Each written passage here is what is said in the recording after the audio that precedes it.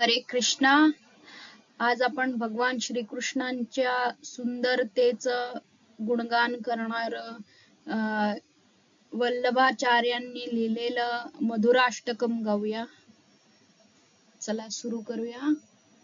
अधरम मधुरम वदनम मधुरम नयनम मधुरम हसितं मधुरम हृदयं मधुरं गमनं मधुरं मधुराधिपतेरखिलं मधुरम् अधरं मधुरं वदनं मधुरं नयनं मधुरं हसितं मधुरं हृदयं मधुरं गमनं मधुरं मधुराधिपतेरखिलं मधुरम् वचनं मधुरं चरितं मधुरं वसनं मधुरं वलितं मधुरं चलितं मधुरं भ्रमितं मधुरं प्राधिपतेरखिलं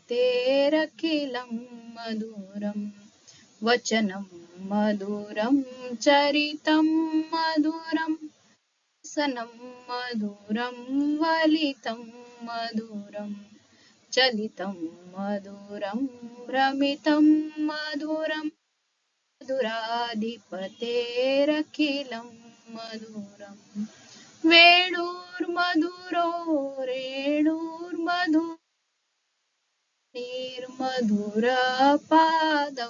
मधुरौ नृत्यं मधुरं सख्यं मधुरं मधुराधिपतेरखिलं मधुरम् वेणुर्मधुरो रेणु निर्मधुरपादौ मधुरौ नृत्यं मधुरं मधुराधिपतेरखिलं मधुरम् गीतं मधुरं पीतं मधुरं भुक्तं मधुरं सुप्तं मधुरं रूपं मधुरं तिलकं मधुरं प्राधिपतेरखिलं मधुरं गीतं मधुरं पीतं मधुरं मधुरं सुप्तं मधुरं रूपं मधु तिलकं मधुरं मधुराधिपतेरखिलं मधुरम् करणं मधुरं तरणं मधुरं हरणं मधुरं स्मरणं मधुरं वमितं मधुरं शमितं मधुरं मधुराधिपतेरखिलं मधुरं करणं मधुरं तरणं मधुरं हरणं मधुरं स्मरणं मधुरं वमितं मधुरं शमितं मधुरं मधुराधिपतेरखिलं मधुरं गुञ्जा मधुरा यमुना मधुरा वीचिर्मधुरा सलिलं मधुरं कमलं मधुरं मधुराधिपतेरखिलं मधुरं गुञ्जा मधुरा माला मधुरा यमुना मधुरा वीचिर्मधुरा सलिलं मधुरं कमलं मधुरं मधुराधिपतेरखिलं मधुरं गोपी मधुरा लीला मधुरा युक्तं मधुरं मुक्तं मधुरं दृष्टं मधुरं शिष्टं मधुरं मधुराधिपतेरखिलं मधुरं गोपी मधुरा लीला मधुरा युक्त दृष्टं मधुरं मुक्तं मधुरं दृष्टं मधुरं शिष्टं मधुरं राधिपतेरखिलं मधुरम् गोपा मधुरा गावो मधुरा यष्टिर्मधुरा सृष्टिर्मधुरा दलितं मधुरं फलितं मधुरं राधिपतेरखिलं मधुरं गोपा गावो मधुरा यष्टिर्मधुरा सृष्टिर्मधुरा दलितं मधुरं फलितं मधुरं राधिपतेरखिलं मधुरम् अधरं मधुरं नयनं मधुरं मधुराधिपतेरखिलं मधुरम् मधुराधिपतेरखिलं मधुरम् आधिपतेरखिलं मधुरम्. हरे कृष्णा. सत्राला सुरुवात करण्यापूर्वी आपण गुरु शिष्य परंपरेचे आशीर्वाद घेऊया. ओम अज्ञानतिमिरंधस्य ज्ञानांजनशलाकया चक्षुरुन्मिलितं येन तस्मै श्री गुरवे नमः.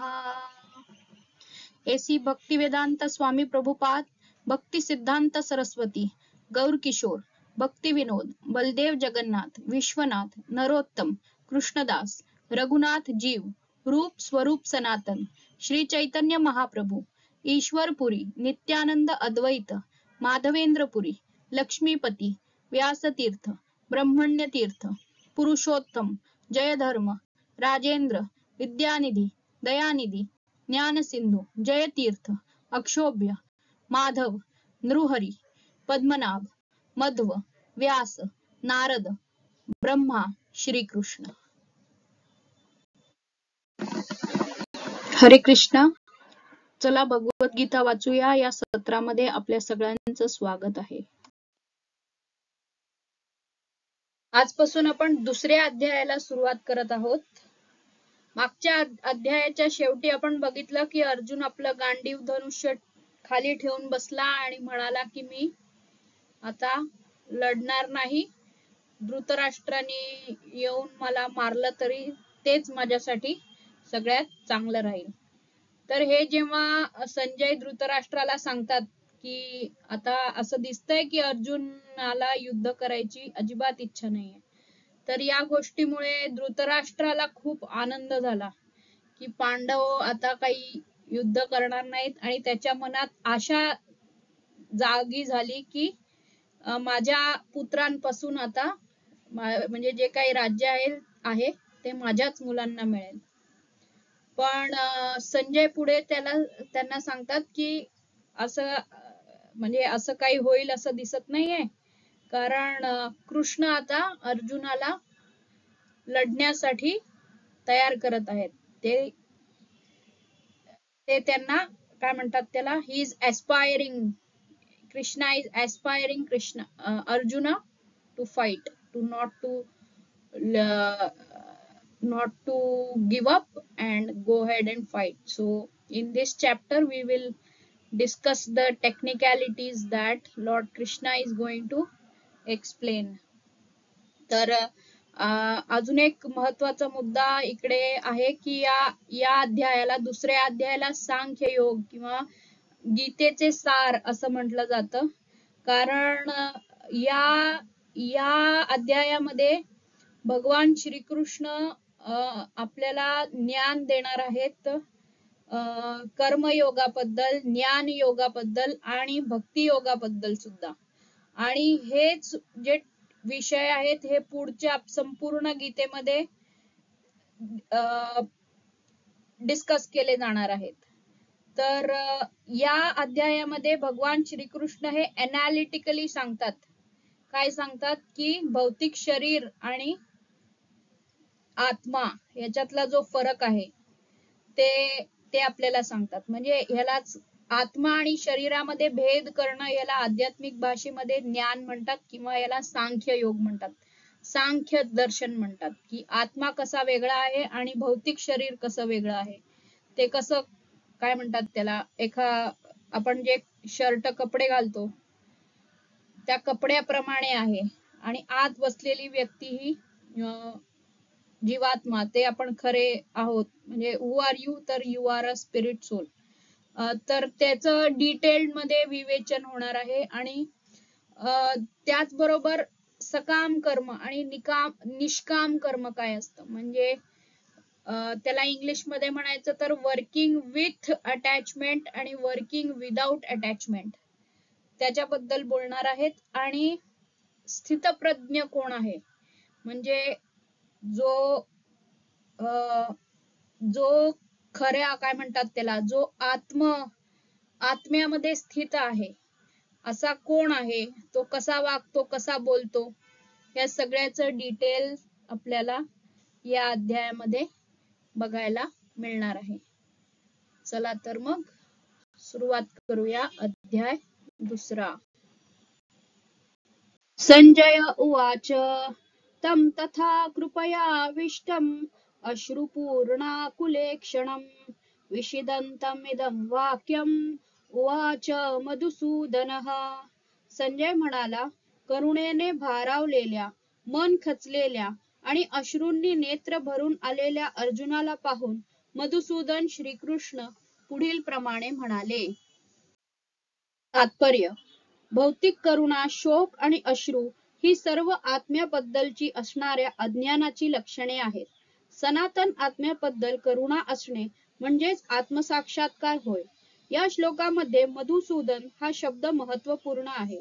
भगवान श्रीकृष्णांनी मधु दैत्याचा वध केला होता आणि आता आपले कर्तव्य करीत असताना ज्या अज्ञानाने आपल्याला ग्रासले आहे त्या अज्ञानरूपी दैत्याचा श्रीकृष्णांनी वध करावा अशी अर्जुनाची इच्छा होती.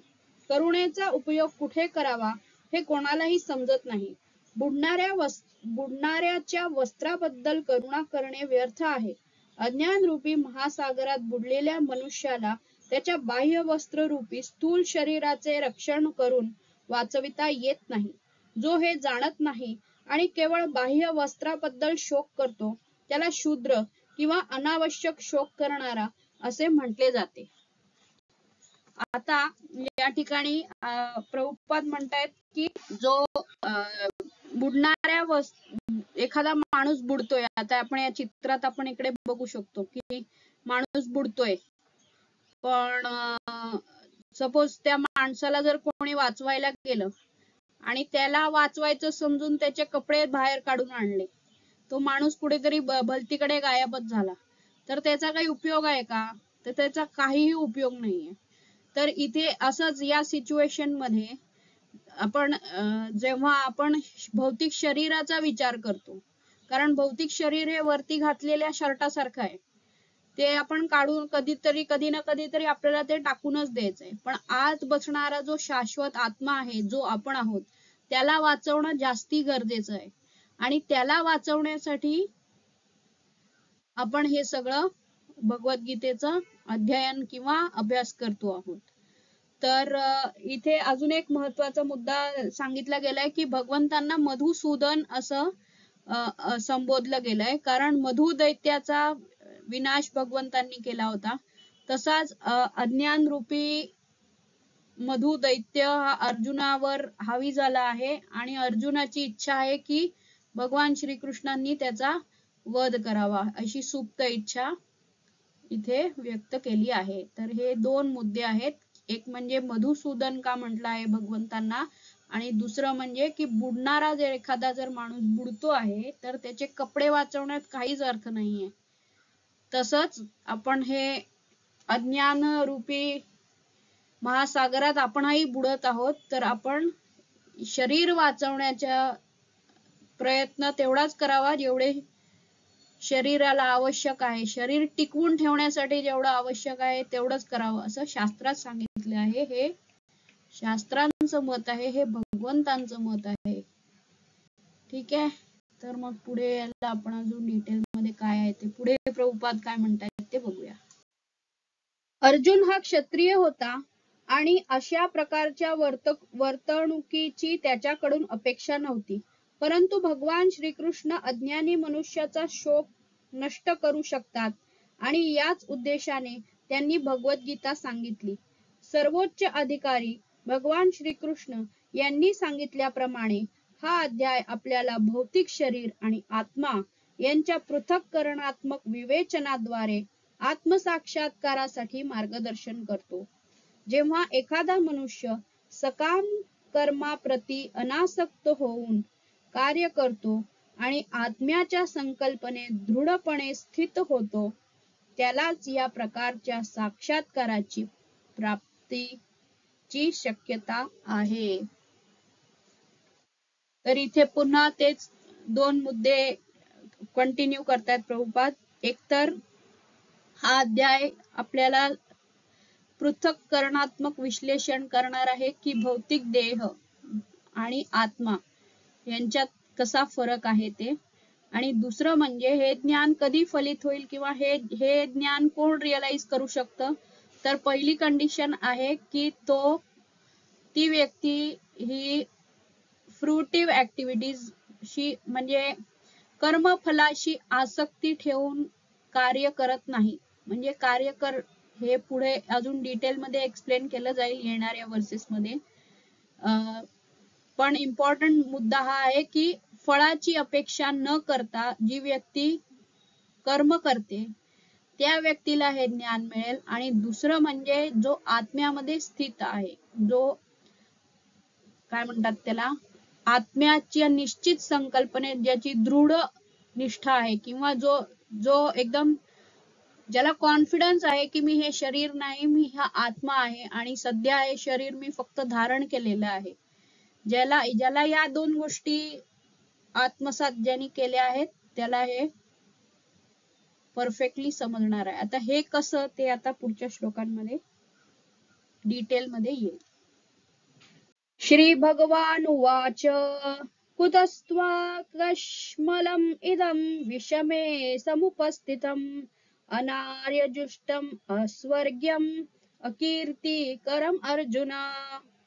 पुरुषोत्तम श्री भगवान म्हणाले, हे अर्जुना, तुझ्यामध्ये अशा अशुद्ध गोष्टी कशा आल्या? ज्या मनुष्याला जीवनाच्या मूल्यांचे ज्ञान आहे त्याला या गोष्टी मुळीच शोभत नाहीत. या गोष्टी मनुष्याला उच्चतर लोकात जाण्यात नाही तर त्याच्या दुष्कीर्तीला कारणीभूत होतात. संपूर्ण गीतेमध्ये श्रीकृष्णांचा उल्लेख भगवान असा केला आहे. भगवान स्वरूपाचा साक्षात्कार हा परम सत्याच्या साक्षात्कारामध्ये अंतिम साक्षात्कार आहे. परम सत्याचा साक्षात्कार 3 अवस्थांमध्ये होतो: निर्विशेष ब्रह्म, सर्वव्यापी आत्मा, परमात्मा, किंवा सर्व जीवांच्या हृदयामध्ये स्थित परम सत्याचे स्वरूप आणि भगवान किंवा पुरुषोत्तम भगवान श्रीकृष्ण. श्रीमद भागवतात 1.2.11 मध्ये परम सत्याची संकल्पना याप्रमाणे विवेचित करण्यात आली आहे. वदन्ति तत्त्वविदस्तत्त्वं यज्ञानमद्व्ययम् ब्रह्मेति परमात्मेति भगवान एति शब्दते. परम सत्याचे ज्ञान असणारे परम सत्याचा साक्षात्कार ज्ञानाच्या 3 अवस्थांमध्ये करण्यात आणि सर्व एकच आहेत. परम सत्याच्या अशा अवस्थांना ब्रह्म, परमात्मा आणि भगवान असे म्हटले जाते. ही 3 दिव्य स्वरूपे सूर्याच्या उदाहरणावरून स्पष्ट करता येतात. सूर्यालाही विविध प्रकारची 3 स्वरूपे आहेत. उदाहरणार्थ सूर्यप्रकाश, सूर्याचा पृष्ठभाग आणि प्रत्यक्ष सूर्यलोक. जो केवळ सूर्यप्रकाशाचे अध्ययन करतो तो प्राथमिक अवस्थेतील विद्यार्थी आहे. जो सूर्याच्या पृष्ठभागाला जाणतो तो अधिक प्रगतावस्थेमध्ये आहे, आणि जो सूर्यलोकामध्येच प्रवेश करतो तो सर्वश्रेष्ठ आहे. सामान्य विद्यार्थी जे केवळ सूर्यप्रकाश, त्याचे विश्वव्यापकत्व आणि निर्विशेष अशा देदीप्यमान प्रकाशाचे स्वरूप जाणतात, समाधान मानतात, त्यांची तुलना परम सत्याच्या केवळ ब्रह्मस्वरूपाचा साक्षात्कार करू शकतात. त्याच्याशी करता येईल. जो विद्यार्थी आणखीन थोडा प्रगत आहे तो सूर्य गोलाचे स्वरूप जाणू शकतो व त्याची तुलना परमसत्याच्या परमात्मा स्वरूपाचा साक्षात्कार करण्याशी करता येईल. आणि जो सूर्य ग्रहाच्या अंतप्रदेशात प्रवेश करू शकतो त्याची तुलना परमसत्याच्या साकार रूप साक्षात्कार करण्याशी. म्हणून सर्व प्रकारचे विद्यार्थी जरी परमसत्याच्या अध्ययनाने तरी भक्त किंवा ज्यांनी परमसत्याचा भगवान स्वरूपाचा साक्षात्कार केला आहे ते सर्व श्रेष्ठ अध्यात्मवादी आहेत. सूर्यप्रकाश, सूर्यगोल आणि सूर्यग्रहातील आंतरिक व्यवहार एकमेकांपासून अलग करता येत नसले तरी तीन विविध अवस्थांमध्ये अध्ययन करणारे विद्यार्थी एकाच प्रकारचे नसतात. आता प्रभुपाद या सेक्शन मध्ये जे सांगतायत ते आपण भगवद्गीतेच्या इंट्रोडक्शन मध्ये ऑलरेडी बघितलं आहे, तरी मी पटकन समराईज करते. हे सगळं सांगण्याच्या मागचा उद्देश हा आहे की भगवान श्रीकृष्णांना इथे व्यासदेव लिहू शकत होते श्रीकृष्ण उवाच असं ते आरामात लिहू शकले असते. लिहितायत श्री असं का लिहितायत तर आध्यात्मिक स्टडी मध्ये परम सत्याला जाणण्याचे 3 स्टेजेस आहेत. ब्रह्मेति, परमात्मेति, भगवान इति शब्दते. तर ब्रह्म म्हणजे काय, आता ह्याचं कंपॅरिझन केलं आहे सूर्यनारायणांच्या किरणांशी. ठीक आहे, सूर्यनारायणांच्या किरणांचा जे अभ्यास करतात, जे म्हणतात की सूर्यनारायण आहेत तर म्हणणारे भरपूर लोक आहेत, ते ब्रह्म स्टेज मध्ये आहेत. ते ब्रह्माला जाणतात. ब्रह्म म्हणजे भगवंतांपासून बाहेर पडणारे भगवंतांचे किरण. जे लोक सूर्याच्या पृष्ठभागाला जाणतात की जो सन ग्लोबचा सरफेस आहे, that is sun, that is the second level, ती दुसरी स्टेज आहे रिअलायझेशनची.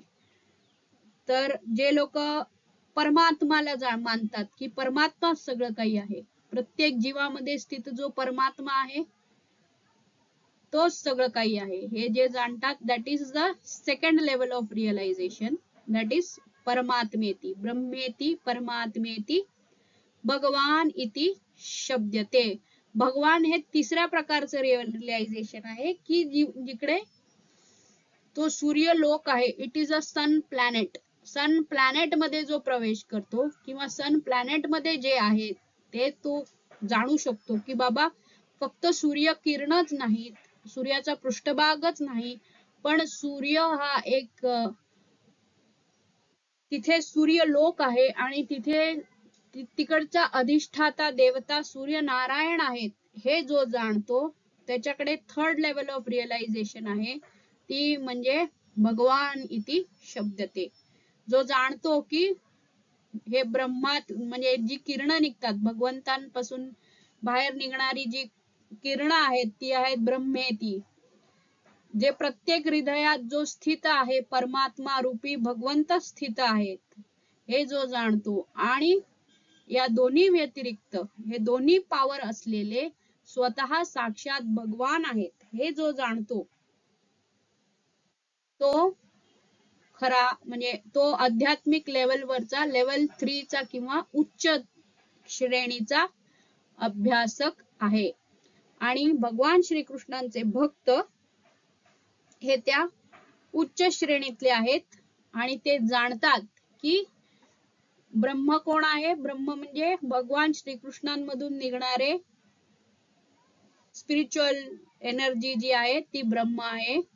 प्रत्येक हृदयात वास करणारे भगवंत म्हणजेच परमात्मा आहेत आणि स्वतः साक्षात भगवान श्रीकृष्ण हे स्वतः भगवान आहेत. सत म्हणजे ब्रह्माचं ज्ञान असलेलं, चित म्हणजे परमात्म्याचं ज्ञान असणं आणि सच्चित आनंद हे तिन्ही असलेले पूर्ण स्वरूप भगवान श्रीकृष्ण आहेत. ह्याला आपण इंट्रोडक्शन मध्ये आय थिंक पूर्ण एखादं सेशनच घेतलं असेल, पण हे पुन्हा इथे प्रभुपाद रिफ्रेश करतायत हे रिफ्रेश करण्यामागचं कारण आहे की इथे व्यासदेव लिहू शकले असते श्री कृष्ण उवाच, पण इथे ते लिहितात श्री भगवान उवाच. तर भगवान हा शब्द जो आहे हा ब्रह्मेति परमात्मेति भगवान इति शब्दते. ह्या 3 स्टेजेस मध्ये भगवंतांना रिअलाइज केलं जातं आणि highest stage is knowing him as Bhagwan. ठीक आहे, पुढे जाऊया.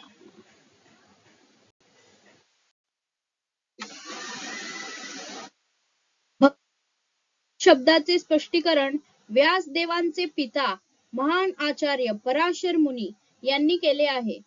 संपूर्ण ऐश्वर्य, संपूर्ण बल, संपूर्ण यश, संपूर्ण सौंदर्य, संपूर्ण ज्ञान आणि संपूर्ण वैराग्य यांनी युक्त अशा सर्वश्रेष्ठ व्यक्तिमत्वास भगवान असे म्हटले जाते.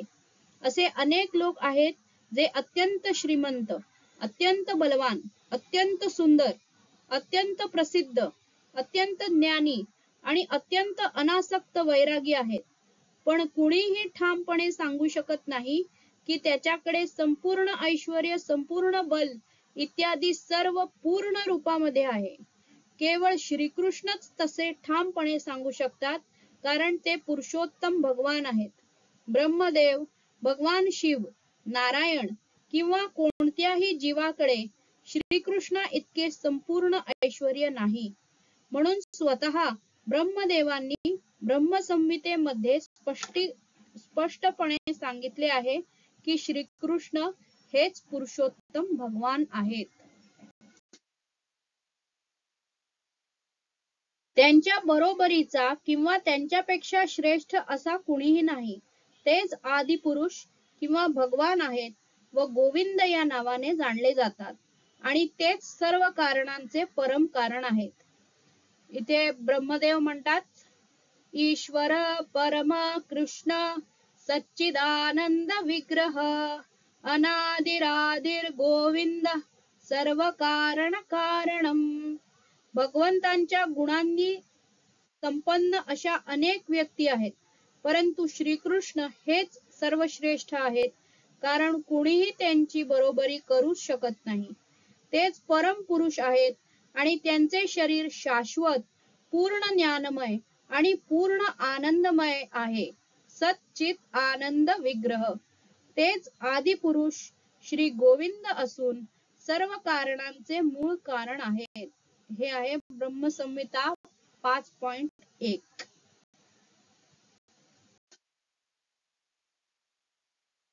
पुढे श्रीमद भागवतात सुद्धा पूर्ण पुरुषोत्तम भगवान यांच्या अनेक अवतारांची यादी आहे, पण श्रीकृष्णांचे आदिपुरुष श्री भगवान असेच वर्णन करण्यात आले आहे व त्यांच्यापासूनच अनेक अवतारांचा विस्तार होतो. इथे श्लोक असा आहे एतेच शकलां पुंस कृष्णस्तु भगवान स्वयं इंद्रारी व्याकुलं लोकम मृडयंती युगे युगे. या ठिकाणी भगवंतांच्या ज्या अवतारांची यादी देण्यात आली आहे ती म्हणजे भगवंतांची विस्तार रूपे आहेत किंवा त्यांच्या विस्तारित रूपांशी अंश रूपे आहेत, पण श्रीकृष्ण हे स्वतः पूर्ण पुरुषोत्तम भगवान आहेत. श्रीमद भागवत 1 स्कंद 3 अध्याय 28 श्लोक. म्हणून परमात्म्याचे आणि निर्विशेष ब्रह्माचे उगमस्थान असणारे श्रीकृष्ण हेच पूर्ण पुरुषोत्तम भगवान परम सत्य आहेत. पूर्ण पुरुषोत्तम भगवंतांच्या उपस्थितीत अर्जुनाचा आपल्या नातलगांबद्दलचा शोक हा निश्चितच अशोभनीय आहे आणि म्हणून श्रीकृष्ण कुतः म्हणजेच कोठून या शब्दाने आपले आश्चर्य व्यक्त करतात. आर्य म्हणून जाणणाऱ्या सुशिक्षित समाजातील व्यक्तीकडून अशा प्रकारचे दौर्बल्य कधीच अपेक्षित नव्हते. आध्यात्मिक ज्ञानावर आणि जीवन मूल्यांवर आधारित असणाऱ्या समाजातील व्यक्तींनाच आर्य हा शब्द लागू पडतो. जीवनाबद्दलच्या भौतिक संकल्पनेने पछाडलेल्या लोकांना जीवनाचे ध्येय हे परम सत्य श्री विष्णू किंवा श्री भगवान यांची प्राप्ती आहे याचे ज्ञान नसते. ते भौतिक जगाच्या बाह्यकारी रूपाद्वारे आकर्षिले गेल्यामुळे त्यांना मुक्ती म्हणजे काय याचे ज्ञानच नसते. ज्या लोकांना भौतिक बंधनातून मुक्त कसे व्हावे याचे ज्ञान नसते त्यांना अनार्य म्हटले जाते. अर्जुन जरी क्षत्रिय असला तरी त्याने युद्ध करण्याचे नाकारल्यामुळे क्षत्रियांना नेमून दिलेल्या कर्तव्यापासून तो च्युत होत होता. अशा प्रकारची भ्याड वृत्ती ही अनार्यांनाच शोभणारी होती. अशा रीतीने कर्तव्यभ्रष्ट होणे एखाद्याला आध्यात्मिक जीवनामध्ये प्रगती करण्यास सहाय्यक तर होतच नाही आणि या जगामध्ये कीर्तिमान होण्याची संधी सुद्धा त्याला मिळत नाही. अर्जुनाची आपल्या नातलगांबद्दलची तथाकथित करुणा भगवान श्रीकृष्ण मान्य करीत नाहीत.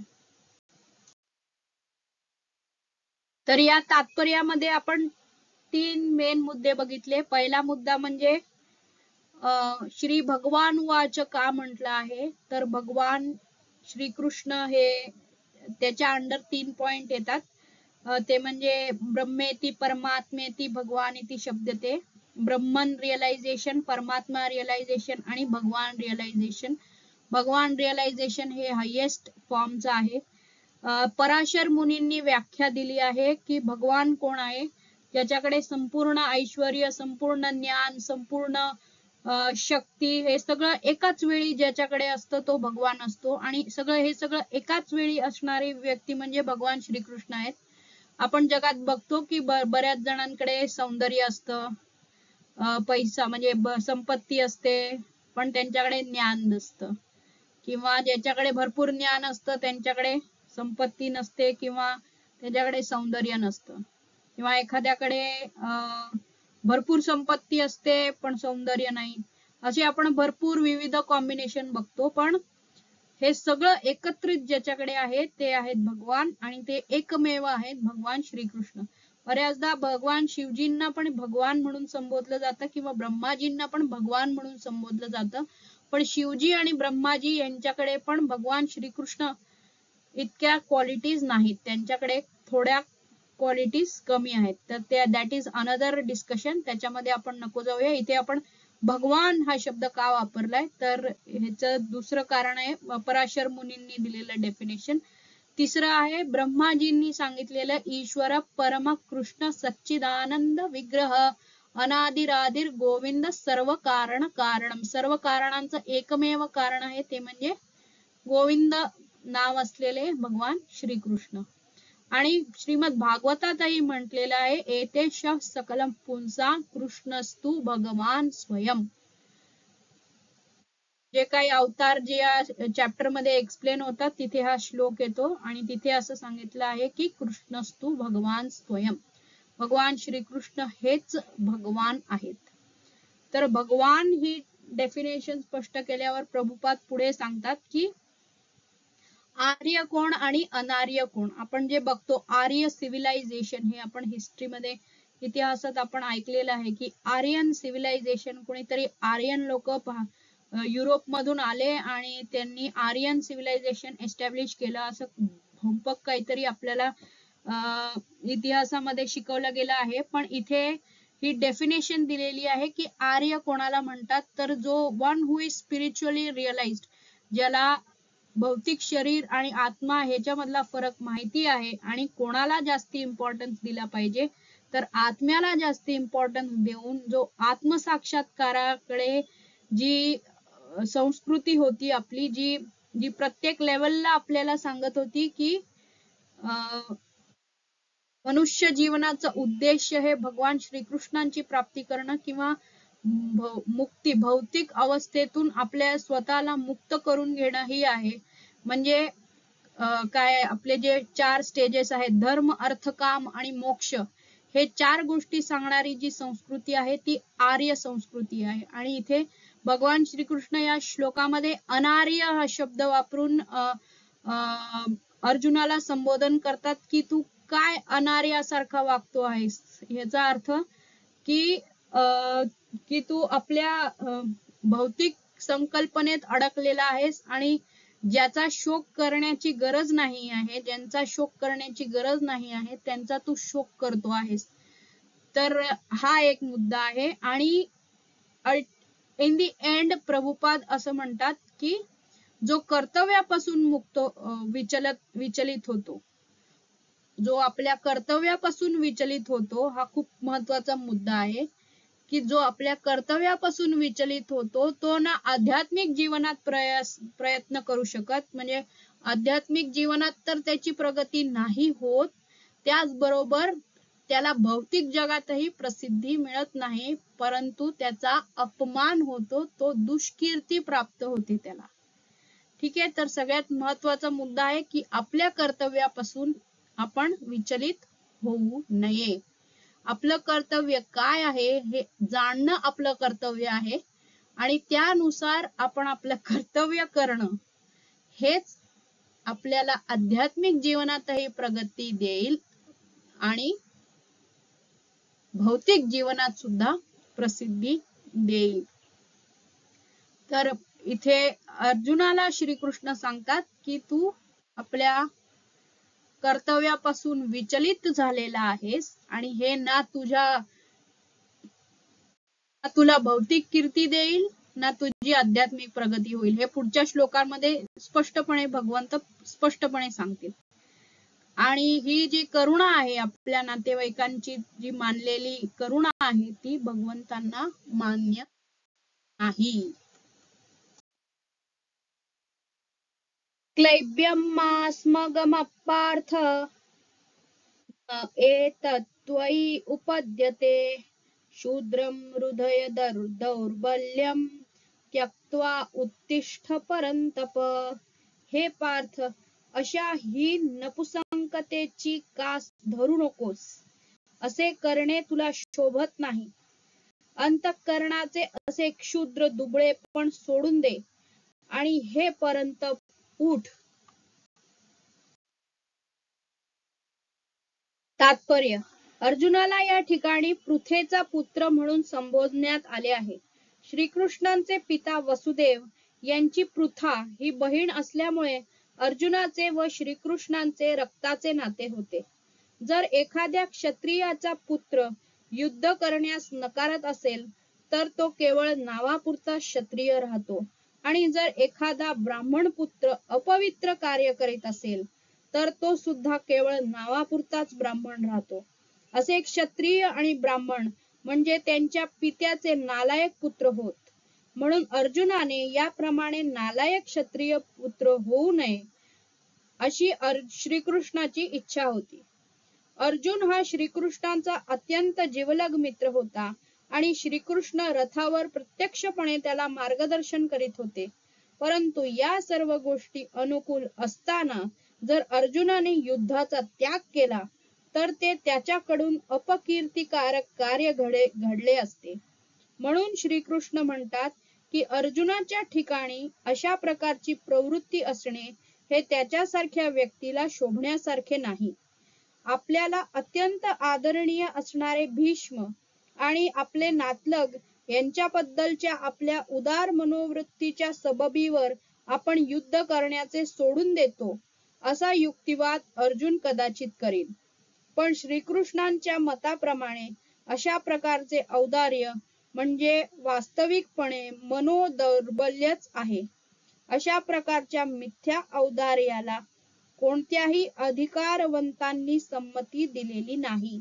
म्हणून श्रीकृष्णांच्या प्रत्यक्ष मार्गदर्शनाखाली अर्जुनासारख्या व्यक्तींनी अशा प्रकारचे औदार्य आणि तथाकथित अहिंसा याचा त्याग केला पाहिजे.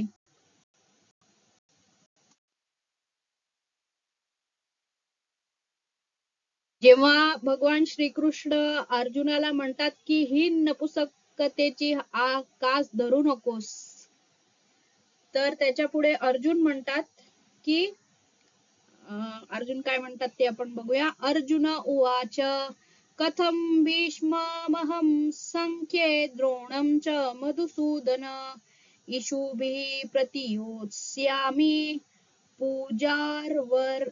पूजा अर्हवरिसूदन. अर्जुन म्हणाले, हे अरिसूदन, हे मधुसूदना, मला पूजनीय असणाऱ्या भीष्म द्रोणांसारख्या व्यक्तींवर मी बाणांनी प्रतिहल्ला कसा करू शकेन. तात्पर्य. पितामह भीष्म आणि द्रोणाचार्य यांच्यासारख्या सन्माननीय व्यक्ती या सर्वदा पूजनीय आहेत आणि जरी त्यांनी हल्ला केला तरी त्यांच्यावर प्रतिहल्ला करणे अयोग्य आहे, असा एक सर्वसामान्य शिष्टाचार आहे. ज्येष्ठ व्यक्तींशी शाब्दिक वाद सुद्धा घालू नये. काही वेळा ते जरी कठोरपणे वागले तरी त्यांच्याशी कठोर वागू नये. असे असताना अर्जुनाने त्यांच्यावर प्रतिहल्ला करणे कसे काय शक्य आहे. आपले पितामह उग्रसेन आणि आपले गुरु सांदीपनी मुनी यांच्यावर श्रीकृष्ण कधीतरी आक्रमण करू शकतील काय.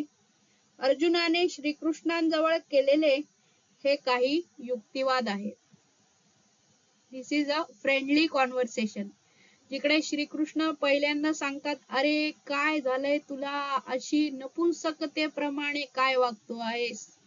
आणि ते म्हटल्यावर अर्जुन पुन्हा म्हणतात की अरे भीष्म द्रोण हे माझ्यासाठी पूजनीय आहेत, त्यांच्यावर मी कधीच हल्ला करू शकत नाही. आणि तेच म्हणता म्हणता ते सुप्तपणे म्हणतात की हे कृष्णा, तुम्ही कधी स्वतःचे आजोबा उग्रसेन किंवा स्वतःचे गुरु सांदीपनी मुनी यांच्यावर हल्ला कराल का.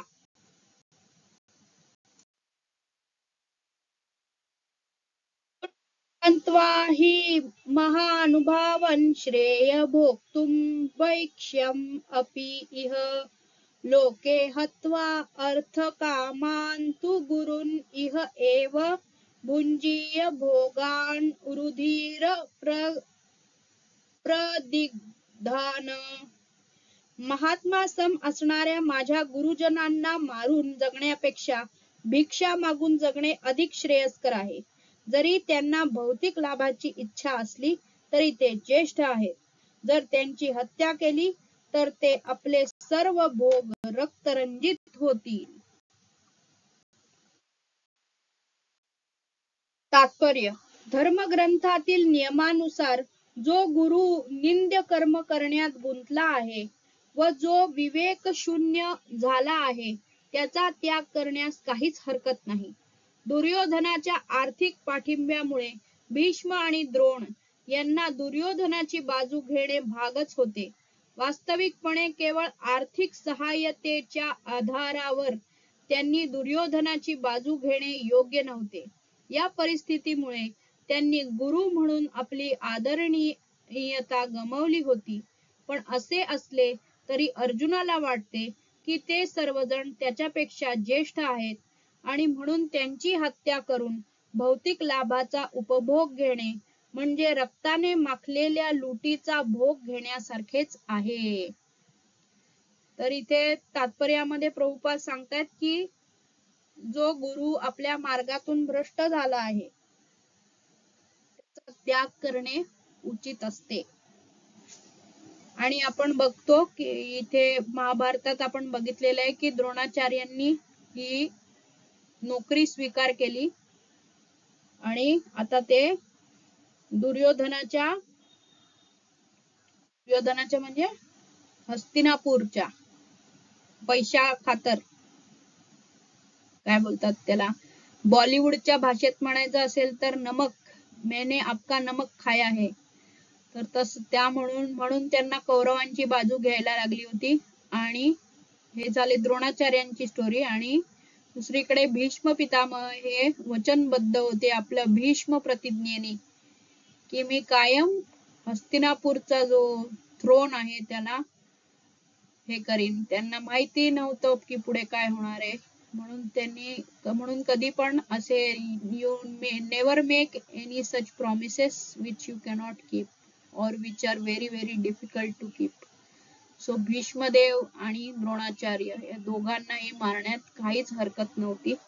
पण अर्जुनाला ते समजत नव्हतं, ते अर्जुनाला स्पष्टपणे दिसत नव्हतं, म्हणून तो म्हणतोय की हे माझ्यासाठी पूजनीय आहेत आणि मी त्यांच्यावर हल्ला कसा करू.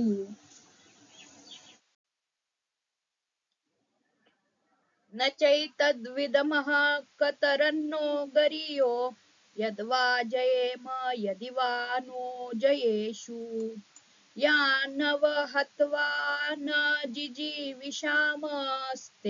स्थिताः प्रमुखे धार्तराष्ट्राः. त्यांच्यावर विजय प्राप्त करणे की त्यांच्याकडून पराजित होणे या दोहोंपैकी कोणती गोष्ट अधिक चांगली आहे हे आम्हाला कळत नाही. जर आम्ही धृतराष्ट्र पुत्रांची हत्या केली तर आम्हाला जगण्याची आवश्यकता नाही, तरी देखील युद्धभूमीमध्ये ते आमच्या समोरच उभे आहेत. जरी युद्ध करणे हे क्षत्रियांचे कर्तव्य असले तरी युद्ध करून अनावश्यक हिंसा करण्याचा धोका पत्करावा की युद्धापेक्षा भिक्षा मागून जीवन कंठावे हे अर्जुनाला कळत नव्हते. युद्धामध्ये जर त्याने शत्रूवर विजय प्राप्त केला नाही तर भिक्षा मागणे हेच केवळ त्याच्या उदरनिर्वाहाचे साधन होते आणि विजयाचीही शाश्वती नव्हती, कारण दोन्हीपैकी कोणताही पक्ष विजयी होऊ शकतो. जरी विजयश्री हातात घेऊन वाट पाहत असली आणि यांची बाजू समर्थनीय होती, तरी जर धृतराष्ट्र पुत्रांचा युद्धात मृत्यू झाला तर त्यांच्या अनुपस्थितीत जीवन कंठणे अत्यंत कठीण होते. अशा प्राप्त परिस्थितीत तो त्यांच्या दुसऱ्या प्रकारचा पराभव होता. अर्जुनाने विचारात घेतलेल्या या सर्व गोष्टी निश्चितपणे सिद्ध करतात की तो भगवंतांचा केवळ महान भक्तच नव्हता, तर तो अत्यंत ज्ञानी होता आणि त्याचा आपल्या मनावर आणि इंद्रियांवर पूर्ण संयम होता. राजघराण्यात जन्माला असूनही त्याची भिक्षा मागून जीवन कंठण्याची इच्छा म्हणजे अनासक्तीची आणखी एक लक्षण आहे. हे सर्व गुण आणि भगवान श्रीकृष्ण त्यांचे आध्यात्मिक गुरु यांच्या आज्ञेवरील त्याचा विश्वास दर्शवतो की खऱ्या अर्थाने सद्गुणी होता. यावरून सिद्ध होते की अर्जुन हा मोक्ष प्राप्तीला सर्वथा योग्य होता. जोपर्यंत इंद्रिय निग्रह करता येत नाही तोपर्यंत उच्चतर अशा ज्ञान अवस्थेची प्राप्ती होण्याची शक्यता नाही आणि ज्ञान व भक्तीशिवाय मोक्ष प्राप्तीची शक्यता नाही. भौतिक संबंधाविषयी अर्जुनाला पुरेपूर जाण होती, परंतु त्यापेक्षा कितीतरी अधिक पटीने हे सर्व आध्यात्मिक गुणविशेष त्याच्याकडे होते. या श्लोकामध्ये अर्जुन म्हणतोय की युद्धात त्यांना मारण्यापेक्षा भिक्षा मागून जगणं हे मला जास्ती योग्य वाटतंय. आता या श्लोकातून अर्जुनाची जे महान भक्त म्हणून जे अर्जुनाचे गुण आहेत ते दर्शविले जातात की तो एक राजपुत्र होता आणि एखाद्या क्षत्रियाला किंवा एखाद्या राजघराण्यातल्या व्यक्तीला जर भिक्षा मागून जगायची वेळ येईल तर ते किती भीषण असेल, पण ते सुद्धा तो करायला तयार होता, कारण त्यांना आपल्या नातेवाईकांना मारायचे नव्हते. तर इथे लास्ट लाईन जी आहे तात्पर्यातली ती आपल्यासाठी सगळ्यात महत्वाची आहे. जोपर्यंत इंद्रिय निग्रह करता येत नाही तोपर्यंत उच्चतर अशा ज्ञानाची प्राप्ती होण्याची शक्यता नाही आणि ज्ञान या दोन प्राप्ती होणं शक्य नाही. सो हा आपल्यासाठी या श्लोकातून घेण्याचा सार हे वाक्य आहे की जोपर्यंत इंद्रियांवर नियंत्रण नाही तोपर्यंत ज्ञान मिळणे कठीण आहे आणि ज्ञान जोपर्यंत मिळत नाही, ज्ञान आणि भक्ती हे दोन्ही जोपर्यंत आपण घेत नाही तोपर्यंत आपण मोक्षाच्या प्राप्तीची पायरीपर्यंत आपण पोहोचू शकत नाही. ठीक आहे, तर पुढे चालूया. कार्पण्य दोषो उपहत स्वभावः पृच्छामि त्वां धर्म सम्मूढ चेताः यश्रेयस्या निश्चितं ब्रूहि तन्मे शिष्यस्तेऽहं शाधिमां त्वां प्रपन्नम्. माझ्या दुर्बलतेमुळे मी माझ्या कर्तव्याबद्दल गोंधळून गेलो आहे आणि माझी मनःशांती नष्ट झाली आहे. अशा स्थितीत माझ्यासाठी निश्चितपणे सर्वात श्रेयस्कर काय आहे याबद्दल मी तुम्हाला विचारित आहे. मी तुमचा शिष्य आहे आणि तुम्हाला शरण आलो आहे. कृपा करून मला उपदेश करा.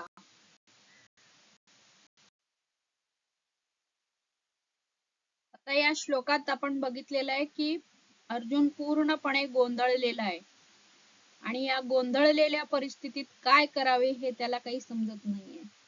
तर तात्पर्यात बघूया प्रभुपाद काय म्हणतात. ते म्हणतात स्वभावतःच प्रकृतीच्या भौतिक कार्यपद्धतीची रचना ही प्रत्येकाला गोंधळात टाकणारी आहे. पदोपदी गोंधळून टाकणारी स्थिती आहे आणि म्हणून मनुष्याला जीवनातील ध्येय प्राप्तीबद्दल योग्य मार्गदर्शन करू शकणाऱ्या प्रामाणिक आध्यात्मिक गुरुकडे जाणे आवश्यक आहे. आपल्या इच्छेशिवाय घडणाऱ्या जीवनातील सर्वात गुंतागुंतीपासून मुक्त होण्यासाठी संपूर्ण वैदिक साहित्य आपल्याला प्रामाणिक आध्यात्मिक गुरुकडे जाण्याचा सल्ला देते. कोणी पेटविल्याशिवाय पेट घेणाऱ्या जंगलातील वणव्याप्रमाणे या गुंतागुंती आहेत. जगातील परिस्थिती अशीच आहे. असा हा गोंधळ आपली इच्छा नसतानाही आपल्या जीवनामध्ये आपोआप निर्माण होतो. कोणालाही वणवा नको असतो तरीही तो पेट घेतो आणि आम्ही गोंधळूनही जातो. म्हणून वैदिक ग्रंथ आपल्याला उपदेश देतात की जीवनातील गुंतागुंती सोडविण्यासाठी आणि त्या कशा सोडवाव्या याबद्दल ज्ञान प्राप्त करण्यासाठी परंपरेतून चालत आलेल्या आध्यात्मिक गुरुकडे जाणे आवश्यक आहे. ज्या व्यक्तीला प्रामाणिक आध्यात्मिक गुरु आहेत तिला सर्व गोष्टींचे ज्ञान असते. यासाठीच मनुष्याने भौतिक गोंधळातच खितपत न पडता आध्यात्मिक गुरुचा आश्रय घेतला पाहिजे. हेच या श्लोकाचे तात्पर्य आहे. तर ह्याचं तर उदाहरण आपण सगळ्यांनीच आपापल्या आयुष्यात बघितलेलं आहे की काहीच कारण नसताना काहीतरी मधूनच निर्माण होतं, गैरसमज होतात आणि लोक एकमेकांशी बोलणं सोडून देतात किंवा जे काही परिणाम होतात मधूनच काहीतरी आजार निघतो मोठा किंवा आणि पूर्ण हे उद्ध्वस्त होऊन तर हे काय म्हणतात या जगाची निर्मितीच तशी केली गेली आहे की हे या जगाची डिझाईन आहे की कोणीही काही न करता पणवा हा पेटणारच आहे. तर म्हणून आपल्याकडे जी आपली मंगल आरती आहे त्याची सुरुवातच आहे. संसार दावानल लीढलो का प्रणय कारुण्य घन घना त्वं प्राप्तस्य कल्याण गुणार्णवस्य वंदे गुरो श्री चरणरविंदम. तर त्याचं काय म्हटलं गेलंय की संसार जो आहे तो दावानल आहे. संसार दावानल तो त्याला पेटायला काही लागत नाही. तर अशा दावानल मध्ये मेघाप्रमाणे जे येतात आणि जे ते हे पूर्ण संसार दावानलला नष्ट करून टाकतात. आता फॉरेस्ट फायरला कोण नष्ट करू शकतं? पाऊस पडला जोरदार तरच ते अग्नी सगळा विझून जाईल, नाहीतर अख्खं जंगल उद्ध्वस्त होईल. तर ह्या मेघांप्रमाणे जे येतात आणि आपल्याला जे देतात ज्ञान देतात त्याच्याने आपलं हा जो दावानल आहे हा विझून जातो. असे श्री गुरु जे परंपरेतून आलेले आहेत, जे आध्यात्मिक परंपरेतून आलेले आहेत, तर भगवान श्रीकृष्णांनी ज्ञान घेण्याच्या 4 अधिकृत परंपरा आहेत. एक येते करून शिवजी, दुसरी येते लक्ष्मी देवींकडून श्री संप्रदाय, रुद्र संप्रदाय जो येतो तो शिवजींकडून, तिसरा येतो तो चतुष्कुमारांकडून कुमार संप्रदाय आणि चौथा येतो तो ब्रह्माजीकडून. आपण जे आता अभ्यास करतो आहे, आपण ज्या परंपरेत आहोत तो ब्रह्माजींचा आहे. ब्रह्म मध्व गौडीय संप्रदायातलं हे आपलं शिक्षण आहे आणि आपण जे आता ज्ञान घेतो आहोत ते अधिकृत परंपरेतून आध्यात्मिक परंपरेतून आलेलं ज्ञान आहे. आपण जे सेशनच्या पूर्वी जे सगळ्या गुरूंची नावं घेतो जे श्रीकृष्णांपर्यंत जातं, तर हे ज्ञान श्रीकृष्णांकडून आलेलं आहे आणि एवं परंपरा प्राप्त परंपरेतून श्रील प्रभुपादांनी आपल्याला दिलेला आहे आणि श्रील प्रभुपादांचे जे पुढचे शिष्य आहेत ते दीक्षा देतात. जे उत्सुक असतील आध्यात्मिक प्रगती करण्यासाठी तर त्यांना मी अजून गाईड करू शकते. तर या श्लोकाचा तात्पर्य असं आहे की अर्जुन आता कन्फ्युज्ड आहे या दावानलमुळे, काय करू काही समजत नाही आहे आणि त्यांनी श्रीकृष्णांना शरणागती स्वीकार केली आणि तो म्हणाला की तुम्ही प्लीज मला गाईड करा, कारण तुम्ही आता तुम्ही मला गाईड करा. कसं गाईड करा? जसं की एक गुरु एका शिष्याला गाईड करतो तसं शिष्यस्तेहम शाधिमाम त्वाम प्रपन्नम, मी घेतो मार्ग दाखवावा.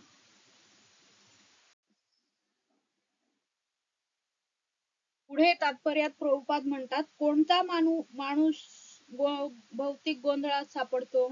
ज्याला जीवनातील समस्याची जाणीव होत नाही तो गोंधळात सापडतो. बृहदारण्यक उपनिषदामध्ये 3.8.10 मध्ये गोंधळलेल्या मनुष्याचे वर्णन पुढील प्रमाणे करण्यात आले आहे. योवा एतदक्षरम गार्ग्या विदित स्वान्मलोकात प्रतीस कृपणः.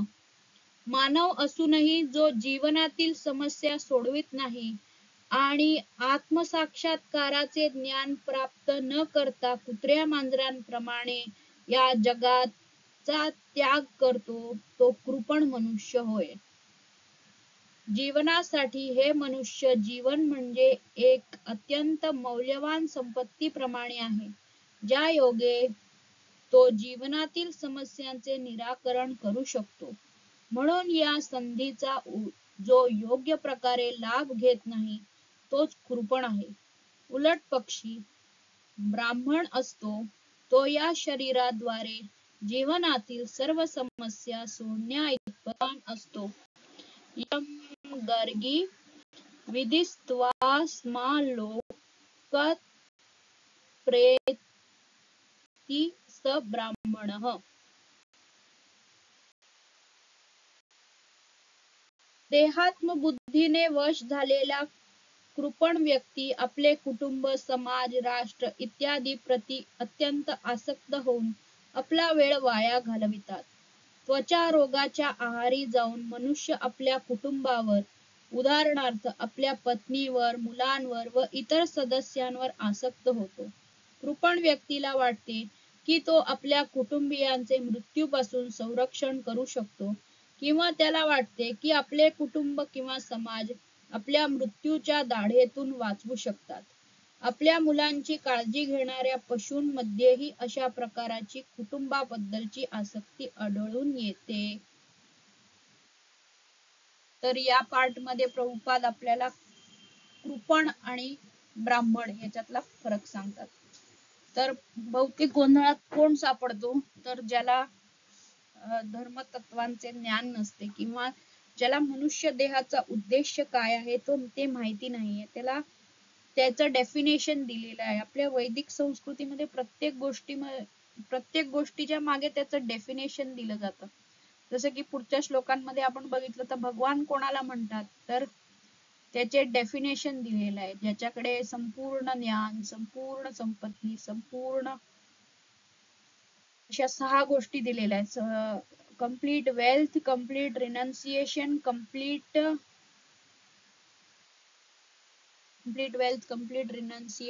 complete knowledge, complete beauty, complete 6 गोष्टी आहेत दिलेल्या. त्या ज्याच्याकडे पूर्णपणे असतात तो भगवान असतो आणि असा एकमेव आहे म्हणजे भगवान श्रीकृष्ण. तर इथे प्रभुपाद आपल्याला डेफिनेशन देतात बृहदारण्यक उपनिषदातून. कृपण कोण आहे? जो माणूस जीवनातील प्रश्न सोडवू शकत नाही आणि जीवनाचा जो मेन उद्देश आहे आत्मसाक्षात्कार किंवा आत्मसाक्षात्कार आणि भगवत साक्षात्कार या दोन्हीच्या जो समजून घेत नाही आणि तसंच त्याच्या डेफिनेशन मध्ये काय दिलंय की मृत्यूला प्राप्त होतो. तर आता आपण ब्राह्मण आहोत की कृपण आहोत याचा निकाल मृत्यू समय लागणार आहे. आणि मृत्यू समय काय होणार आहे तर जीवनभर आपण जे काही केलंय, आयुष्यभरात जे काही केलेलं आहे त्याचा निकाल इज इक्वल टू साइन ही मृत्यूच्या वेळेला आपल्यावर लागली जाते. Plus minus multiplication division etcetera equal to च्या वेळेला जो ज्ञानात असतो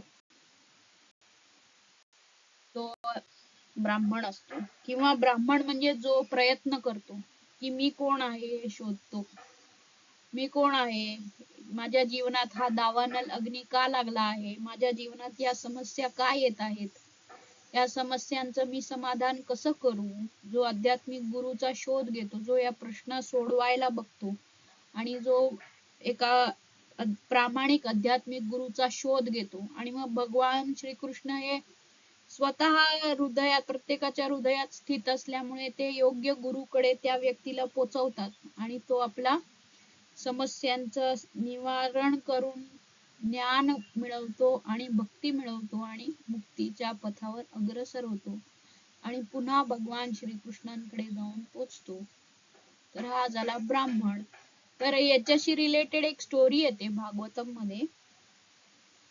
दत्तगुरूंचे जे 24 गुरु आहेत त्याच्यापैकी एक गुरु ते एका पक्षीला बघतात, एका पक्ष्याच्या घरट बघतात ते. तर तो कबूतर असतो, त्याला ते आपला गुरु मानतात कारण त्याच्याकडून ते हे शिकतात. तर ह्या कबुतराची स्टोरी कशी आहे की हा कबूतर असतो, त्याची फॅमिली असते, त्याची बायको असते, म्हणजे कबूतर, कबुतरी आणि त्याचे 2 पिलं असं त्यांचं घर असतं. तर हा कबूतर त्याच्यासाठी, हा पक्षी, कबूतर नको म्हणायला पण तो पक्षी असतो, तो आपलं घरट तयार करतो आपल्या पिलांसाठी आणि ते सुखाने राहत असतात 4 जण. तर एक दिवशी अचानक एक शिकारी येतो आणि त्याची जी बायको असते ती मारली जाते त्याच्यामध्ये. आणि मग मुलांना दाणा देण्यासाठी तो एकटाच खितपत राहतो त्याच्या दुःखामध्ये. आपली पत्नी गेली या दुःखामध्ये तो सुद्धा मरून जातो आणि मग त्याची पिलं अशी काय म्हणतात अनाथ होऊन जातात. तर या पर्टिक्युलर पक्षाकडे बघून दत्तगुरूंना ज्ञान होतं की हा जो संसार आहे हा आपल्यासाठी, म्हणजे इथे कुठे पण कधी पण अचानक काहीही होतं आणि ह्याच्यातून ही आपल्या राहण्यासाठी जागा नाही. इथून बाहेर पडणे हेच आपल्यासाठी योग्य आहे आणि ते बाहेर पडणे हे फक्त आणि फक्त मनुष्य जन्मातच संभव आहे. कारण मनुष्याकडेच ती बुद्धी दिलेली आहे भगवंतांनी. तर आपल्याला कृपण अवस्थेतून, आपण सध्या सगळे कृपण आहोत, ऍटलिस्ट मी तरी आहे, तर या अवस्थेतून ब्राह्मण अवस्थेकडे जायचं आहे. आणि कारण भगवान श्रीकृष्णांचा एक श्लोक आहे त्याच्यात ते म्हणतात की नमो ब्रह्मण्य देवाय गो ब्राह्मण हिताय च जगत हिताय कृष्णाय गोविंदाय नमः. आता भगवान श्रीकृष्णांना कोण प्रिय आहेत, एक म्हणजे गाई आणि दुसरे म्हणजे ब्राह्मण. तर ब्राह्मण कोण आहे याचं पण डेफिनेशन आपण बघितलं, जो जीवनातील समस्या सोडवण्याचा प्रयत्न करण्याइतपत जो बुद्धिमान आहे तो ब्राह्मण आहे, ना की कोणी जन्माला ब्राह्मणाच्या घरात असं नाही आहे. तर मग आपण तात्पर्यात पुढे प्रभुपाद काय म्हणतात ते बघूया. याच्याशी रिलेटेड अजून एक स्टोरी येते, ती म्हणजे गजेंद्राची. गजेंद्र जेव्हा तलावामध्ये आपल्या कुटुंबासोबत आहार विहार करायला गेलेला, आहार विहारच म्हणतात ना, पिकनिक साठी गेला होता तो, आपल्या पूर्ण फॅमिली सोबत गेला होता तो. आणि आता सगळे लोक असे छानपैकी मस्त पिकनिक एन्जॉय करत असतात आणि गजेंद्र जेव्हा पाण्यात जातो तेव्हा अचानक त्याचा पाय मगर पकडते आणि मगर आणि हत्तीमध्ये युद्ध चालू होतं. म्हणजे तो आपला पाय सोडवण्याचा प्रयत्न करतो आणि त्याला असं वाटतं की माझे नातेवाईक मला मदत करू शकतील, तर तो सगळ्यांना म्हणजे असं आवाज देतो की प्लीज मला वाचवा, प्लीज मला वाचवा. पण बाकी कोणीही त्याची मदत करू शकत नाही, कारण मगर पाण्यामध्ये असतो आणि किती जरी त्यांनी त्याला बाहेर काढण्याचा प्रयत्न केला तरी मगर पुन्हा त्याला आतमध्ये ओढत राहणार. पण गजेंद्र हा मागच्या जन्मी भक्त होता आणि त्याला भगवंतांच्या कृपेमुळे स्मृती झाली की आपण भक्त होतो, आणि त्यांनी काय केलं, तिथे एक कमळाचं फूल पण त्याला दिसतं आणि तो ते फूल तोडतो आणि भगवान विष्णूंची प्रार्थना करतो की हे भगवंता कृपया करून मला वाचवा. तर या संसार दावानल मधून आपल्याला वाचवणारे एकमेव भगवंत आहेत. आणि भगवंत येतात, ते गरुडाला म्हणतात अरे तू किती स्लो चाललाय, तो माझा भक्त तिथे माझी हाक मारतोय, मला बोलवतोय. तर गरुडावरून खाली उतरून भगवंत स्वतः पळायला लागतात आणि गजेंद्राला जाऊन सोडवतात. आधी तर त्या मगरेला मारतात आणि गजेंद्राला पण सोडवतात आणि गजेंद्र पुन्हा आपल्या मूळ स्वरूप स्थिती त्याला प्राप्त होते आणि तो पण मोक्षाला प्राप्त होतो. तर ही गजेंद्राच्या स्टोरी मधून पण आपल्याला समजू शकतं की दावानल, संसार दावानल हा कधी पण कुठून पण कसं पण आपल्यावर संकट येऊ शकतं, म्हणून आपण नेहमी तत्पर राहायला पाहिजे.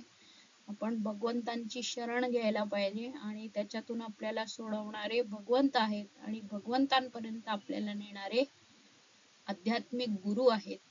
तर गुरुची शरण ग्रहण करणे हे खूप आणि खूप इम्पॉर्टंट आहे.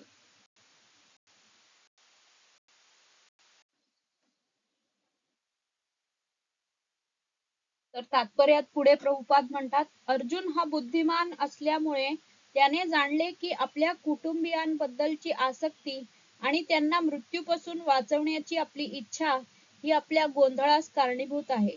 जरी तो समजू शकत होता की आपल्याकडून युद्ध कर्तव्य अपेक्षित आहे, तरी मानसिक दौर्बल्यामुळे तो आपले कर्तव्य पार पाडू शकत नव्हता. म्हणून तो सर्वश्रेष्ठ आध्यात्मिक गुरु भगवान श्रीकृष्ण यांना निश्चित उद्धाराबद्दल विचारत होता. तो श्रीकृष्णांचे शिष्यत्व पत्करण्यास तयार आहे. त्याला मित्रत्वाची बोलणी थांबवायची आहेत. गुरु आणि शिष्य यांच्यामधील संभाषण हे अत्यंत गंभीर असते आणि म्हणून मान्यता प्राप्त आध्यात्मिक गुरु समोर अर्जुनाला गांभीर्याने बोलावायचे होते. म्हणून भगवद्गीतेतील ज्ञानाचे श्रीकृष्ण हे आद्य आध्यात्मिक गुरु आहेत आणि गीता जाणणारा अर्जुन हा सर्वप्रथम शिष्य आहे. तर या सेक्शन मध्ये प्रभुपाद सांगतात की अर्जुन हा ज्ञानी होता. अर्जुन हा ज्ञानी असल्यामुळे त्याला कळलेलं की हे फ्रेंडली कॉन्व्हर्सेशन काही आपल्याला कुठे मदत करणार नाही आहे आणि काय म्हणतात त्याला, आपल्याला एका गुरुची गायडन्स पाहिजे. आणि भगवान श्रीकृष्णांच्या पेक्षा श्रेष्ठ आध्यात्मिक गुरु अजून कोणी असूच नाही शकत, कारण तेच सर्व ज्ञानाचे, he is the origin, he is the cause of all causes. So there is no better guru than Krishna himself. So म्हणून भगवद्गीता मूळ आधार, मूळ आध्यात्मिक गुरु आहेत भगवान श्रीकृष्ण आणि त्यांचा पहिला शिष्य आहे अर्जुन.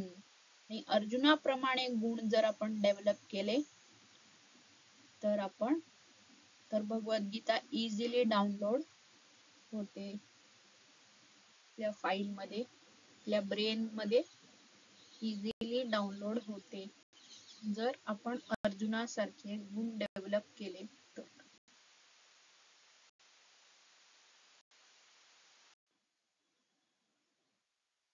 आणि तरी सुद्धा मूर्ख सांसारिक विद्वान म्हणतात की मनुष्याने श्रीकृष्णांना एक व्यक्ती म्हणून शरण जाण्याची आवश्यकता नाही, तर श्रीकृष्णामधील अजन्मा तत्वाला शरण जाणे आवश्यक आहे.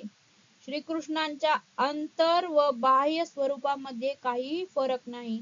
जो हे जाणत नाही तो जर भगवद्गीता जाणण्याचा प्रयत्न करीत असेल तर तो महामूर्खच होय. आता इथे हा अजून एक पॉइंट आहे. भरपूर लोक म्हणतात की अरे श्रीकृष्ण म्हणजे काही कोणी व्यक्ती नाहीये, ती एक अशी अलौकिक शक्ती आहे, किंवा श्रीकृष्णाच्या पर्सनल लेवलच लोक मानत नाहीत. निराकार निर्विकार कुठली तरी शक्ती एक आहे जी नियंत्रण करत असते. तर त्या नियंत्रण करणारी शक्ती श्रीकृष्णामध्ये येते आणि म्हणून आपण त्या श्रीकृष्ण काय त्या शक्तीला शरण गेलं पाहिजे.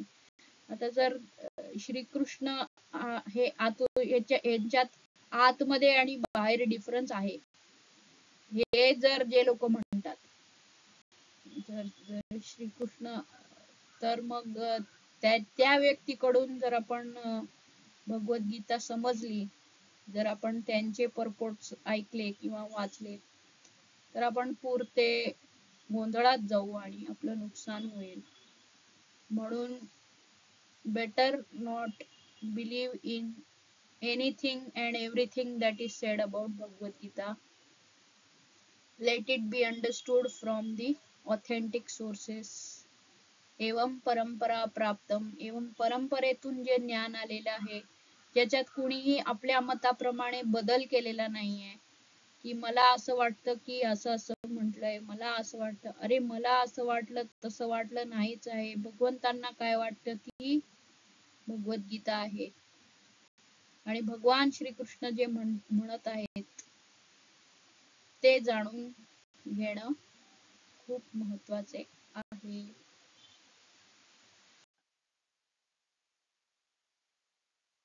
नहि प्रपश्यामि ममाप्नुयाद्यात् यच्छोकमुच्छोषणमिन्द्रियाणाम् अवाप्य भूभावसदन्मृमद्दम् राज्यं सुराणामपि चाधिपत्यम्.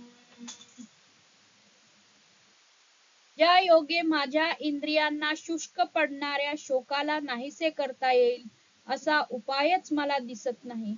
स्वर्गातील देवांसारखे सार्वभौमत्व असलेले वैभवशाली आणि प्रतिस्पर्धी नसलेले राज्य प्राप्त करून सुद्धा मला या शोकाचे निराकरण करता येणार नाही.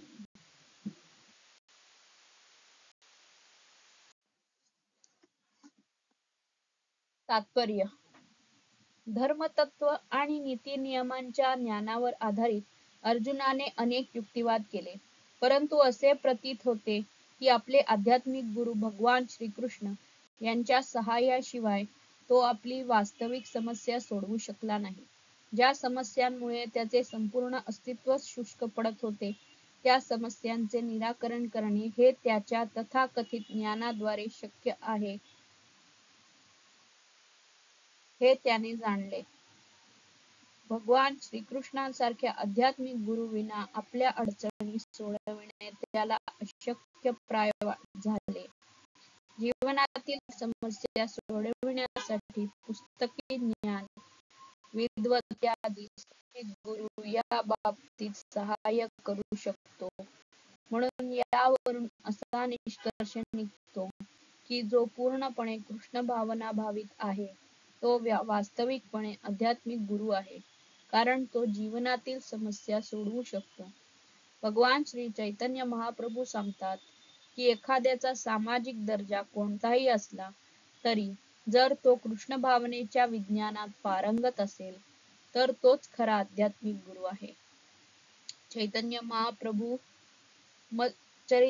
चैतन्य चरितामृतातल्या मध्य लीलेच्या 8व्या अध्यायाच्या 128व्या श्लोकात म्हणतात, किबा विप्र किबा न्यासी शूद्र केन नये येई कृष्ण तत्ववेत्ता सेई गुरु होय.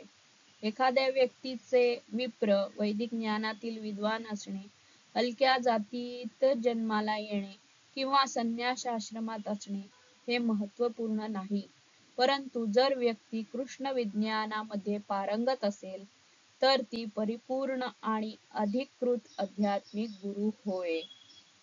म्हणून कृष्ण भावनेच्या विज्ञानात पारंगत असल्याशिवाय कोणीही प्रमाणित आध्यात्मिक गुरु बनू शकत नाही. वैदिक साहित्यामध्येही सांगण्यात आले आहे की षट्कर्म निपुणो विप्रो मंत्रतंत्र विशारदः अवैष्णवो गुरुं स्याद वैष्णव श्वपचो गुरुः. वैष्णव किंवा कृष्ण भावनेच्या विज्ञानात पारंगत असल्याशिवाय संपूर्ण वेदविद्येमध्ये तज्ञ आणि विद्वान असाही ब्राह्मण आध्यात्मिक गुरु बनण्यास लायक असू शकत नाही. पण एखादी व्यक्ती जर हलक्या जातीत जन्माला आली असली तरी ती वैष्णव किंवा कृष्ण भावना भाविक असल्यास आध्यात्मिक गुरु बनण्यास योग्य आहे. तर इथे प्रभुपाद दोन मुद्दे मांडतात. एक म्हणजे की अर्जुन आपलं शुष्क ज्ञान, त्याला जे ज्ञान होतं की असं त्यांनी जे पहिल्या अध्यायात आपण बघितले होते, त्यांनी काय धर्मतत्व आणि नीतितत्व, जो आपण लॅडर बघितला होता, धर्म नीती ज्ञान आणि काय होतं ते आणि आत्मतत्व. तर धर्मतत्व आणि नीती नियमांनुसार त्याला जे ज्ञान होतं त्या ज्ञानाचा वापर करून पण त्याला असं वाटलं की मी या समस्येतून बाहेर पडणार नाही, आणि म्हणून त्याला भगवान श्रीकृष्णाला तो म्हणाला की आता मी तुमचा शिष्य झालो आहे आणि आता मला तुम्ही योग्य तो मार्ग दाखवा. तर योग्य तो मार्ग दाखवणारी व्यक्ती कोण आहे? तर हा पहिला मुद्दा झाला की अर्जुनाला आता काय हे झालं आणि भगवान श्रीकृष्णांना त्यांनी आध्यात्मिक गुरु म्हणून मानलं. पुढे प्रभुपाद सांगतात की आध्यात्मिक गुरु कोण बनू शकतो? तर जो कृष्ण तत्व वेत्ता आहे, ज्याने 100% कृष्ण तत्व जो जाणतो, कृष्ण तत्व म्हटलं आहे इकडे, कृष्ण तत्व जो जाणतो. So it is a science of Krishna consciousness, ज्यांनी आपलं कॉन्शियसनेस डेव्हलप केलं आहे. मग तो भले विप्र असू दे, संन्यासी असू दे, शूद्र असू दे किंवा कोणी असू दे. आता हे चैतन्य महाप्रभू म्हणतायत किबा विप्र किबा न्यासी शूद्र के न है, येई कृष्ण तत्व वेत्ता सेई गुरु होय. म्हणजे जो कृष्ण तत्व जाणतो, मग तो भले विप्र असू दे किंवा संन्यासी असू दे किंवा कोणी शूद्र असू दे, त्यांनी फरक नाही पडत. जो कृष्ण तत्व जाणतो तोच खरा गुरु आहे.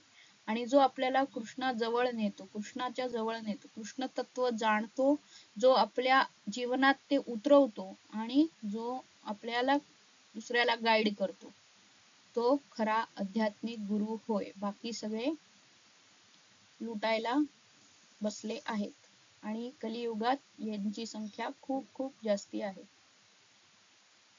तर यांच्यापासून सावधान. आणि पुन्हा अजून एक रेफरन्स दिला आहे, तो आहे पद्मपुराणातला, जिथे म्हटलं आहे की जरी कर्मामध्ये निपुण असलेला वैदिक ब्राह्मण जो मंत्रतंत्रामध्ये विशारद असला, पण जर तो अवैष्णव असेल किंवा त्याच्याकडे कृष्णाचं तत्व नसेल तर तो he is useless and he is of no use. तर मग भले मग त्याचा जन्म कुठेही झाला असू दे, कुठल्याही कुळात जातीत त्याचा जन्म झाला असू दे, जो कृष्ण तत्व जाणतो आणि जो दुसऱ्याला कृष्ण तत्व सांगतो, तो आध्यात्मिक गुरु आहे. तर ही गुरुची डेफिनेशन इकडे आलेली आहे. तात्पर्यात पुढे प्रभुपाद म्हणतात, जन्म, जरा, व्याधी आणि मृत्यू या भौतिक अस्तित्वाच्या समस्यांचा प्रतिबंध धनसंचयाने किंवा आर्थिक समृद्धीने होऊ शकत नाही. जगामध्ये अशी अनेक राष्ट्रे आहेत जी जीवनातील सुखसोयींनी समृद्ध, संपत्तीने परिपूर्ण आणि आर्थिकदृष्ट्या विकसित आहेत. तरी सुद्धा त्या ठिकाणी भौतिक जीवनातील समस्या या आहेतच. विविध मार्गाद्वारे ते शांती प्राप्त करण्याचा प्रयत्न करीत आहेत, परंतु त्यांनी श्रीकृष्णांचे त्यांच्या अधिकृत प्रतिनिधीद्वारे किंवा कृष्ण विज्ञान सांगितलेल्या भगवद्गीता आणि श्रीमद भागवत यासारख्या शास्त्राद्वारे मार्गदर्शन घेतले तरच त्यांना खरी शांती प्राप्त होऊ शकते. आर्थिक विकास आणि भौतिक सुखसोयींमुळे एखाद्याचे कौटुंबिक, सामाजिक, राष्ट्रीय किंवा आंतरराष्ट्रीय मंदाता याबद्दलचे दुःख दूर होऊ शकत नाही. असे असते तर अर्जुनाने म्हटले नसते की पृथ्वीवरील प्रतिस्पर्धी विरहित राज्य किंवा स्वर्गलोकातील देवतांसारखे सार्वभौमत्व माझा शोक दूर करू शकत नाही. म्हणून त्याने कृष्ण भावनेचा आश्रय घेतला. शांती व समाधान प्राप्तीचा तोच योग्य मार्ग आहे. आर्थिक प्रगती किंवा जगावरील सार्वभौमत्व याचा भौतिक प्रकृतीच्या प्रलयामुळे क्षणार्धातच विनाश होऊ शकतो. आता मनुष्य चंद्रालोकावर जाण्याचा प्रयत्न करीत आहे, परंतु उच्चतर ग्रहलोकावर जाण्याइतपत प्रगतीचाही विनाश एकाच फटक्यानिशी होऊ शकतो. भगवद्गीता ही याची पुष्टी करते. क्षीणे पुण्ये मर्त्यलोकम विनश्यति. जेव्हा कर्माच्या फलांचा अंत होतो तेव्हा मनुष्याचे आनंदाचे अत्युच्च शिखरावरून जीवनातील अत्यंत खालच्या पायरी इतपत पतन होते. जगातील अनेक राजकारण्यांचे याप्रमाणे अधःपतन झाले आहे. असे पतन केवळ अधिक शोकालाच कारणीभूत होते. यासाठी जर आपल्याला कायमचा शोक आवरायचा असेल तर ज्याप्रमाणे अर्जुन हा श्रीकृष्णांचा आश्रय घेत आहे त्याप्रमाणे आपणही श्रीकृष्णांचा आश्रय घेतला पाहिजे. म्हणून अर्जुनाने श्रीकृष्णांना निश्चितपणे आपल्या समस्यांचे निराकरण करण्यास सांगितले आणि तोच कृष्ण भावनामृताचा मार्ग आहे.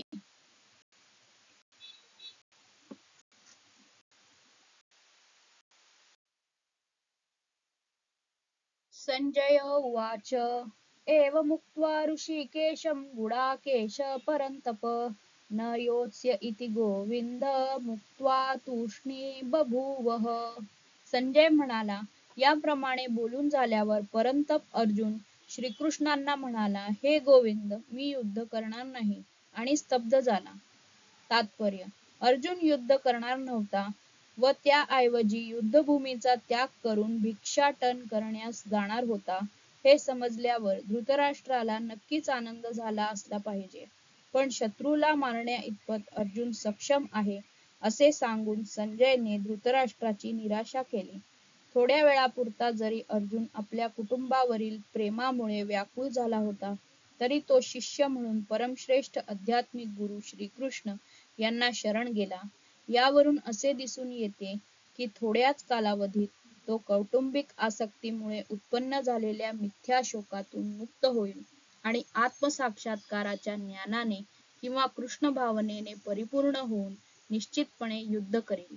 याप्रमाणे धृतराष्ट्राच्या आनंदात विरजण पडेल, कारण श्रीकृष्णांनी अर्जुनाला ज्ञान प्रदान केल्यामुळे तो शेवटपर्यंत युद्ध करील. तमुवाच ऋषिकेश प्रहसन्निव भारत सेनयोरुभयोर्मध्ये विषिदन्तमिदं वचः. हे भरतवंशजा, त्यावेळी दोन्ही सैन्याच्या मध्ये उभे राहून हास्य करीत श्रीकृष्ण खिन्न झालेल्या अर्जुनाला याप्रमाणे म्हणाले. तात्पर्य: ऋषिकेश आणि गुडाकेश या दोन घनिष्ठ मित्रांमध्ये संभाषण चालत होते. मित्र या नात्याने दोघेही एकाच पातळीवर होते, पण त्यांच्यापैकी एकाने स्वेच्छेने दुसऱ्याचे शिष्यत्व पत्करले. श्रीकृष्ण हसले, कारण एका मित्राने शिष्यत्व पत्करले होते. सर्वांचे अधिपती या नात्याने ते नित्य सर्वांच्यापेक्षा ज्येष्ठ आहेत. तरी सुद्धा भक्तासाठी भगवंत हे मित्र, पुत्र किंवा प्रियकर यापैकी कोणताही संबंध ठेवण्यास सदैव तयार असतात. पण जेव्हा त्यांचा गुरु म्हणून स्वीकार करण्यात आला तेव्हा ते गुरु बनले आणि शिष्याबरोबर त्यांनी गुरुप्रमाणेच गंभीर संभाषण केले. असे दिसते की गुरु आणि शिष्यांमधील संवाद सर्वांच्या लाभासाठी दोन्ही सैन्याच्या मध्ये प्रकटपणे चालला होता.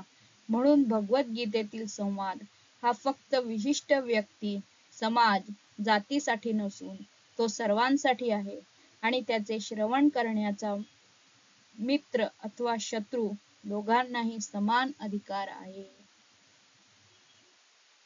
आता इथे संजय धृतराष्ट्राला सांगतायत की आता ऋषिकेश खिन्न झालेल्या अर्जुनाकडे बघतायत आणि आता ते पुढील उपदेश करतील. तर आज आपण इथेच थांबूया आणि याच्या पुढे भगवान कसा अर्जुनाचा शोक दूर करतात हे आपण पुढच्या सत्रांमध्ये बघूया. हरे कृष्णा. आज आपण इथेच थांबूया. कोणाला काही प्रश्न असतील तर त्यांनी जरूर विचारावे.